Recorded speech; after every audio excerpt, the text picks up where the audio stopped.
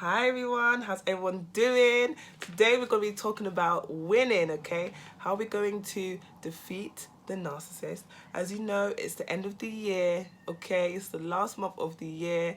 And, you know, if you got rid of the narcissist this year, whether that was January, whether that was 2 weeks ago, look, we're going to start 2022 with a bang, with a banger. No, but seriously, we're going to defeat them, okay? It's not going to be an easy journey, but we're going to get there, okay? We need to give them as many narcissistic injuries as possible where they end up just leaving us alone after a while, all right? Cool. So when I talk about defeating a narcissist, I mean emotionally. I do not mean, you know, call this person to do something. I don't mean get revenge. I know you've probably lost a lot of time, a lot of money dealing with these people, okay? Which obviously we can get the money back, but we can't get the time back. That is the most difficult thing to actually like put your head around and to understand and to realize, but we can move forward. When I mean defeat them emotionally, I mean get yourself to a point where you don't actually think about the narcissist. You don't actually want the narcissist. Yeah, you're still hurt. Yeah, sometimes you still cry. Yeah, sometimes you still have nightmares. Yeah, sometimes you still think about them or think about bumping into them. That's normal. Look, they've put you through abuse. It's not a normal breakup, okay? So you're going to feel things, these feelings are going to linger much more, okay? Just like this cold that I've got. Don't look on their social media. You know, any belongings you have, get rid of them. We need to literally purge this person out of our life. We need to literally get everything that associates with them out of our lives in order for us to heal. It's going to take some time, and it's going to take some real prayer, meditation, fasting, detoxing, but we will get there. Just have patience with yourself. It's not going to happen overnight. Even a year, 2, 3 years later, you're still going to feel a little bit of that abuse, because remember, it's abuse. It's not a normal breakup. I call it emotional kidnap. This is what the narcissist has done to us. They kidnapped us. They kidnapped us emotionally, okay? They took over our behaviors, our thoughts, our emotions. Like literally, they overstepped our boundaries to a point. We don't know whether the thoughts were ours. We didn't know whether these feelings were ours. You know, we were literally meshed into one. So when we've left, or when we're now leaving the narcissist, it's going to feel like we are literally being ripped apart. We'll get to a point where you don't want to talk to them. You don't want them to hoover you. You don't want to bump into them. You don't want to see them, that stank-faced mother, that stank-faced sister. You don't want to see anybody associated with them, right? And even if you do, you're just like, nah, okay, cool. And you move on with your life. Why? Because you're focused on healing yourself. You're focused on your new friends. You focus on that new dream body. You focus on that new man or woman that's in your life, that you're dating or you're in a relationship with. You're starting, or you're in your new life, that you don't have time to worry about the narcissist. That's the main thing they want from you. They don't care that you're with someone else. They don't care about that. They need to make sure emotionally you're with them. They need to make sure emotionally that they are in your head and you will never forget them.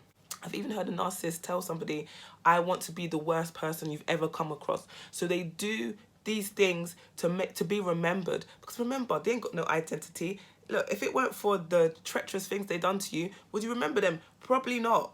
Think about it. Probably not. They had to do these things for attention, to keep you in their mind, because they lack substance, they lack identity, they lack all these things that they need to be so demonic and devilish that you're going to remember them for years to come. Because as years go on, you're going to meet all these other people, all these other men and women with all these different personalities and qualities that you're going to be like, whoa, I was living underneath a rock with a narcissist.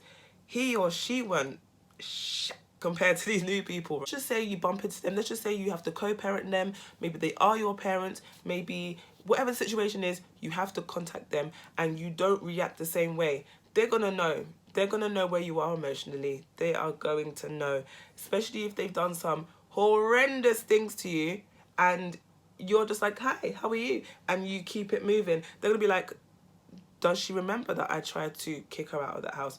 Does she remember that? And they think that you're dumb, right? But then they try and slide back in, the Hoover, right? They try and slide back in. And then you just put your foot there like, boom. There's boundaries now. There was no boundaries before. Before you could pull up at my yard at any time. You can't do that now. If you come into my house, police want to get called. Yeah? So you see this attitude that they're talking about, this attitude that stinks, yeah? Really and truly, you're just assertive and you have boundaries. That's all it is. That's how you're winning, because you're putting boundaries in place, okay? That's how you're defeating them, because you've got confidence. You know, you don't let anyone just do whatever they want with you. Talk to you however they want. You know, you're letting them know, I am in control of my body. I am in control of my mind, my feelings and my emotions. Especially when the narcissist said to me, you're demonic, you're crazy. And I laughed in his face. I am not taking in those emotions, my dear. My dear, dear, dear. You're very angry. You're very angry. What's going on there? I'm not taking those emotions. I'm in a happy mood today. I'm not letting you give me your foul emotions. We're not trading. We're not trading. I'm not angry. You're not going to be happy. That's not how it's going to work. That was 4 years ago. Those days are over there. He called me demonic and I laughed at him.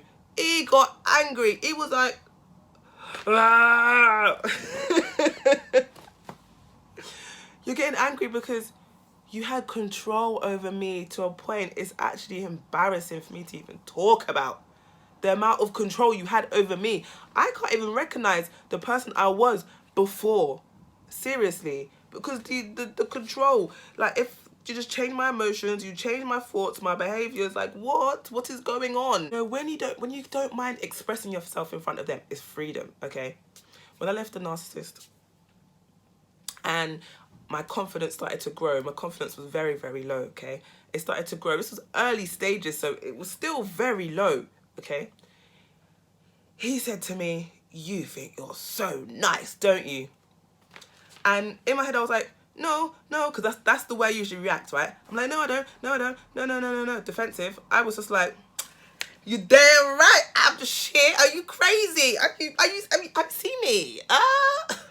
He was just like, at the time, obviously, I was faking it. I didn't feel that way at the time. At the time, I was still a bit like, oh. But at the time, I had to fake the confidence with him, yeah? But that's when he realised, yeah, it's done out here. I bring down her self-esteem and she's bringing it back up again. It's going to be too much hard work. Let me go somewhere else where there's another girl, another guy that's going to have, you know, low self-esteem already. When you depend on God for love, guidance, strength, you don't depend on no man.